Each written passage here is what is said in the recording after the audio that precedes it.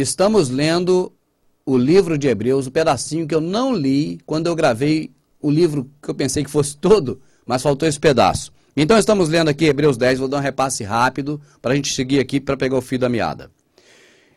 Aqui começa assim, ó, porque tendo a lei a sombra dos bens futuros e não a imagem exata das coisas, nunca, pelos mesmos sacrifícios que continuamente se oferece a cada ano, pode-se aperfeiçoar o que deles se chegaram. Ou seja, a lei é sombra das coisas futuras, e na lei se ofereciam sacrifícios de animais todo ano aos sacerdotes, tá certo? E eram feitos pelos profetas, aliás, pelos sacerdotes, que sempre tinham que continuar sacrificando, porque não valia pela eternidade. Então, o livro de Hebreus, ele está no capítulo 10, ele está falando totalmente contra o Velho Testamento, a lei de Moisés, e em favor da graça, em favor da lei da liberdade em Cristo. Então, eu parei aqui no capítulo número 10, no verso 18. Eu vou repetir do 14 e vamos em frente sem parar. Porque com uma só oração aperfeiçoou para sempre os que são santificados. E também o Espírito Santo nolo testifica, porque depois de haver dito, este é o meu concerto que farei com eles, depois daqueles dias, diz o Senhor. Porei as minhas leis em seus corações, as escrevereis em seus entendimentos, acrescenta. E jamais me lembrarei dos seus pecados e da iniquidade. Ora, onde há remissão destes, não há mais oblação pelo pecado. Não há que oferecer oferta dos sacerdotes pelo pecado, igual no Velho Testamento, porque houve a remissão com Cristo, que foi o sacrifício perfeito. Agora tem um detalhe interessante aqui também. Porei as minhas leis em seus corações e escreverei no seu entendimento.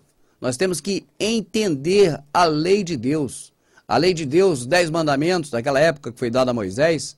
Jesus falou assim, agora, porém, um mandamento vos dou. Amai-vos uns aos outros, assim como eu vos amei, assim também amai-vos uns aos outros. Se você amar o próximo, você está praticando todos os 10 mandamentos de Moisés e muitos outros além desses. Então, é simples, é amar o próximo como a si mesmo. Agora vamos em frente. Tendo, pois, irmãos, ousadia para entrar no santuário pelo sangue de Jesus. Ousadia para entrar no santuário significa o seguinte, antigamente, na lei de Moisés, para os judeus, somente o sumo sacerdote, que estava acima do sacerdote, podia entrar no local chamado Santo dos Santos, porque dentro do tabernáculo tinha o local santo e tinha o Santo dos Santos. Até o local santo entrava-se os sacerdotes. E no local santo dos santos, que havia um véu separando, só entrava o sumo sacerdote. Quando Jesus morreu na cruz do Calvário, ele disse, está consumado. E o véu do templo se rasgou de alto a baixo, porque já era o templo de Salomão, e não mais aquela congregação do deserto, tá certo?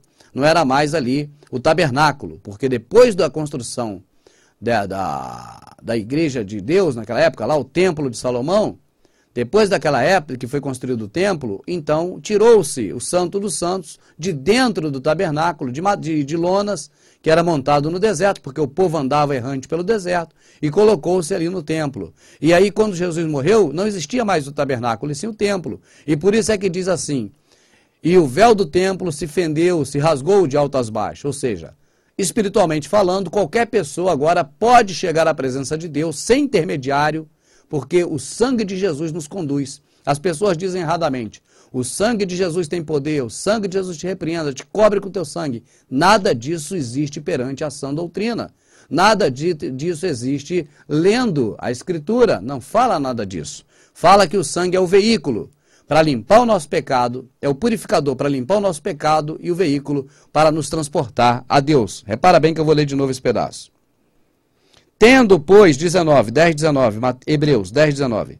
Tendo, pois, irmãos, ousadia para entrar no santuário pelo sangue de Jesus. A ousadia que nós temos de estar com Deus é porque Jesus derramou o seu sangue. Pelo novo e vivo caminho que ele nos consagrou, pelo véu, isso é, pela sua carne. Outra coisa, meu amado, olha bem, o capítulo 10 de Hebreus está falando o tempo todo que a graça de Cristo é superior à lei de Moisés. Esse é o assunto, não é outro. Repara para você ver.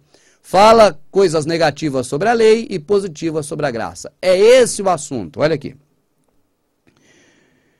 E tendo um grande sacerdote sobre a casa de Deus, está aqui, pelo novo e vivo caminho que ele nos consagrou pelo véu, isso é, pela sua carne. 21.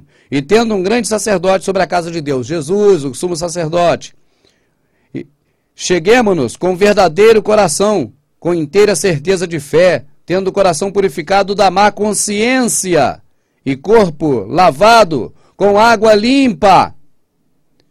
Porei as minhas leis em seu coração, escrevereis em seu entendimento, na sua consciência. A consciência que tem que estar na sua mente agora, o entendimento, não é mais de Velho Testamento, de obras mortas, mas da graça que é em Cristo. Repito, 22, cheguemo-nos como verdadeiro coração, com inteira certeza da fé. Não é certeza da lei, não, a fé é graça, a fé é Jesus. Velho Testamento é força, aquele que matar será morto. Não é assim? Com ferro fere, com ferro será ferido, é a lei da força. Aqui é a lei da fé, a graça, é isso que está falando, vamos lá. Volta aqui de novo. Cheguemos-nos com verdadeiro corações purificados da má consciência. Temos que purificar nosso coração da má consciência, a consciência de que temos que viver na lei. Nunca fomos judeus e a lei acabou também em 2 motivos para não vivermos de lei nenhuma. Lei de Moisés, não falo lei dos homens. Essa temos que obedecer. Retenhamos firmes a confissão da nossa esperança, fiel que prometeu, e consideremos uns aos outros como nós estimulamos a caridade, as boas obras, caridade, boas obras o tempo todo. Pouco se fala nisso nesses locais aí de prostituição, que prostitui a palavra. Não deixando as nossas congregações, como é costume de alguns, antes admoestando-nos uns aos outros, e tanto mais quanto verdes que se aproxima aquele dia.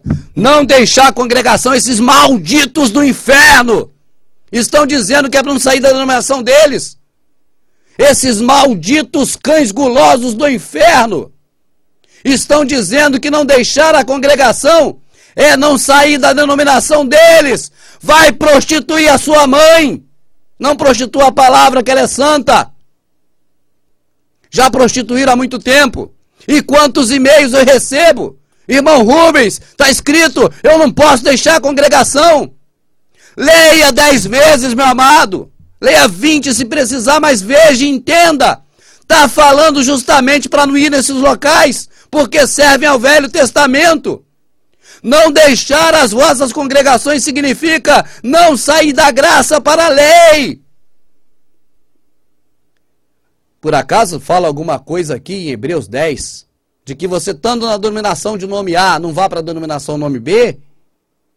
Não saia da congregação da denominação? Não deixe a congregação que é do pastor tal para o pastor B? Está escrito isso aqui? Não!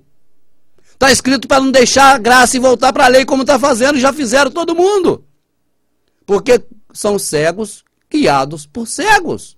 E você, pastor que está me ouvindo, olha isso, pastor institucional. Leia isso, tenha consciência, você vai para o inferno se continuar assim, ensinando errado o povo. Não está falando aqui para não deixar a denominação, não. Está falando para não deixar a graça e voltar para a lei de Moisés. Leia o capítulo todo. Olha o sentido que está falando a palavra de Deus. Não é, nunca foi, nem será para você, meu amado, não deixar a denominação, deixar o templo e ir para outro lugar, não, ou que eles falem para o mundo, não. Não está falando sobre isso. Está falando para você não deixar a graça e voltar para a lei, para servir aos tabernáculos. Porque quem serve os tabernáculos não participa da mesa de Jesus. Não vai participar naquele dia da boda dos cordeiros. É o que está falando a palavra de Deus o tempo todo.